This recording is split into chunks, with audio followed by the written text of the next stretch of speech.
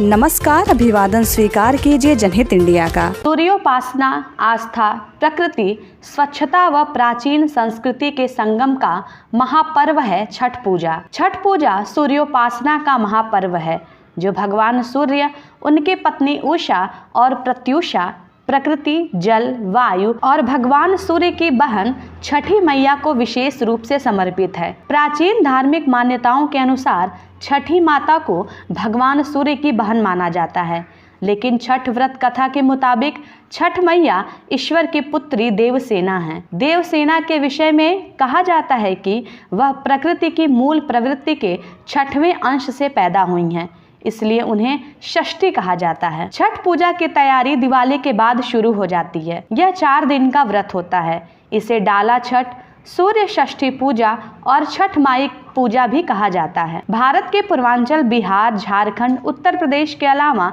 नेपाल के कुछ इलाकों में भी यह पर्व धूमधाम से मनाया जाता है। तो आइए आज हम छठ पूजा की महिमा के बारे में बात करते हैं। दुनिया में भारत की एक निराली पहचान है। विदेशी लोग भारत को उत्सवों का देश कहते हैं क्योंकि यहाँ पर सेलिब्रेशन करने के पल पल में बहाने ढूंढे जाते हैं। वैसे भी हमारा प्यारा देश भारत दुनिया के सबसे प्राचीन धर्म सनातन धर्म के विभिन्न त्योहारों का देश है। हम लोग विकट से विकट परिस्थितियों में भी पूर्ण हर्षोल्लास के साथ अपने पूजा पाठ व उत्सवों का आनंद लेते हैं। हालांकि पहले छठ पूजा बिहार, झारखंड, पूर्वी उत्तर प्रदेश और नेपाल के तराई क्षेत्रों में मनाई जाती थी, लेकिन अब इसका दायरा बढ़कर पूरे देश के साथ साथ विदेशों में भी हो गया है। आज इस त्योहार से देश विदेश के करोड़ों लोगों की आस्थाएं जुड़ी हुई हैं। हमारी पौराणिक मान्यताओं के अनुसार छठी मैया संतानों की रक्षा करती हैं और उनको दीर्घायु प्रदान करती हैं। इसलिए ही छठ मैया को प्रसन्न करने के लिए छठ पूजा का उपवास पूर्ण विधि विधान, सात्विकता व स्वच्छता के साथ रखा जाता है। छठ पूजा के इस 4 दिवसीय पावन उत्सव की शुरुआत कार्तिक शुक्ल पक्ष के चतुर्थी के दिन नहाय खाय से होती है। इस दिन उपवास रखने वाले लोग केवल लौकी और चावल का आहार ग्रहण करते हैं। दूसरे दिन यानी कार्तिक शुक्ल पक्ष की पंचमी के दिन खरना होता है।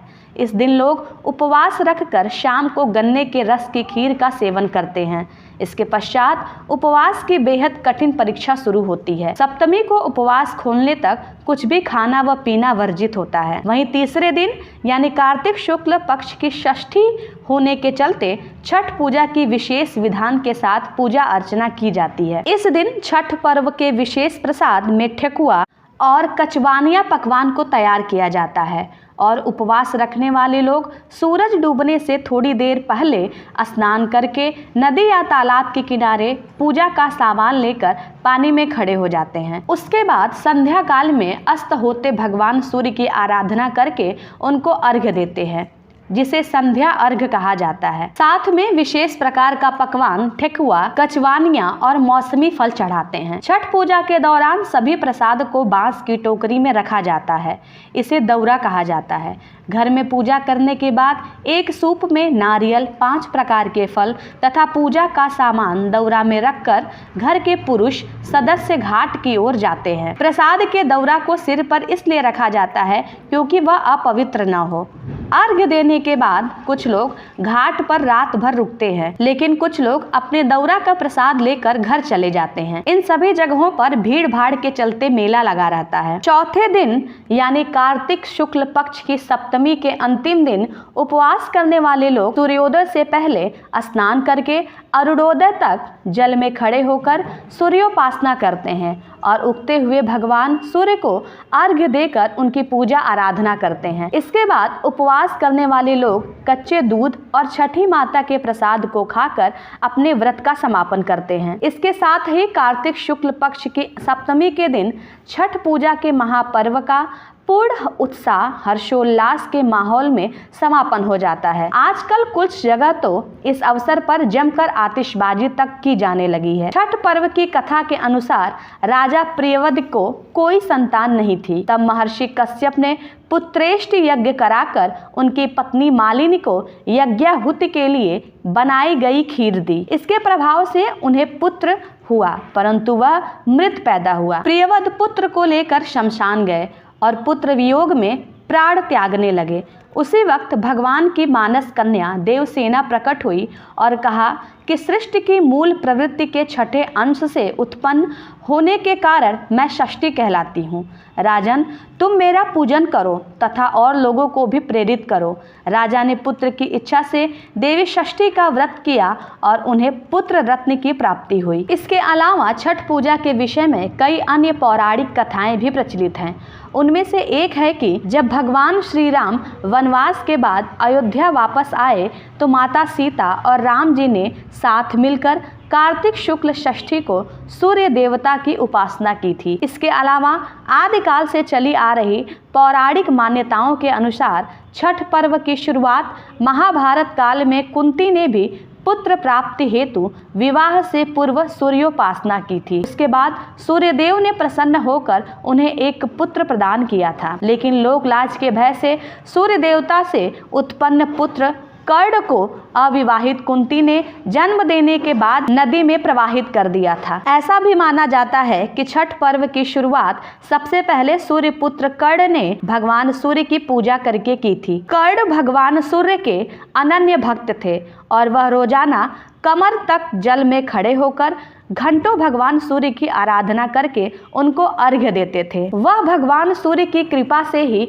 महान योद्धा बने थे। आज भी छठ पूजा में अर्घ्य की यही प्राचीन परंपरा प्रचलित है। छठ पर्व के बारे में एक कथा और प्रचलित है। इसके अनुसार जब पांडु पुत्र पांडव अपना सारा राजपाट दुर्योधन के साथ जुए में हार गए थे, उस समय पांडवों के लिए उनकी पत्नी द्रौपदी ने छठ व्रत रखा था और इस व्रत से उनकी मनोकामनाएं पूर्ण हो गई थी। पांडवों को अपना राजपाट वापस मिल गया था। इन प्राचीन पौराणिक मान्यताओं के चलते ही छठ पूजा को बेहद प्राचीन माना जाता है। वैसे भी ज्योतिषी गणना के अनुसार कार्तिक मास में सूर्य अपनी नीच राशि में होता है, इसलिए सूर्य देव की विशेष उपासना की जाती है ताकि लोगों को स्वास्थ्य की समस्याएं परेशान ना करें। वहीं षष्ठी तिथि का संबंध संतान की आयु से होता है, इसलिए सूर्य देव और षष्ठी की पूजा से संतान प्राप्ति और उसकी आयु रक्षा दोनों हो जाती है। प्राचीन धार्मिक मान्यताओं के अनुसार जिन लोगों को संतान न हो रही हो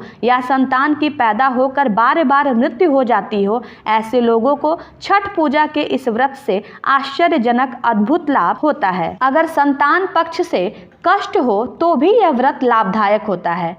अगर कुष्ठ रोग या पाचन तंत्र की कोई गंभीर समस्या हो तो भी इस व्रत को रखना शुभ होता है। जिन लोगों की कुंडली में सूर्य की स्थिति खराब होती है और राज्य पक्ष से समस्याएं होती हैं, ऐसे लोगों को भी इस व्रत को करने से लाभ होता है। वैसे वैज्ञानिक आधार की बात करें तो इस माह में सूर्य उपासना से हम भविष्य में अपनी ऊर्जा और स्वास्थ्य का बेहतर स्तर बनाए रख सकते हैं। यहाँ आपको बता दें कि छठ पूजा का व्रत लिंग विशिष्ट त्योहार नहीं है और इस व्रत को स्त्री, पुरुष, बुजुर्ग व जवान सभी लोग रख सकते हैं। छठ महापर्व की सबसे बड़ी खासियत यह है कि इसमें सादगी तथा पवित्रता को खास महत्व दिया जाता है। इसके अलावा पर्यावरण को प्राथमिकता देते हुए नदी के किनारे बांस की टोकरी में सूर्य भगवान की पूजा होती है। इसके अलावा प्रसाद बनाने में चावल, गुड़ और गेहूं का इस्तेमाल किया जाता है। साथ ही इस महापर्व की विशेषता यह है कि इसमें वेद और पुराण को प्राथमिकता न देकर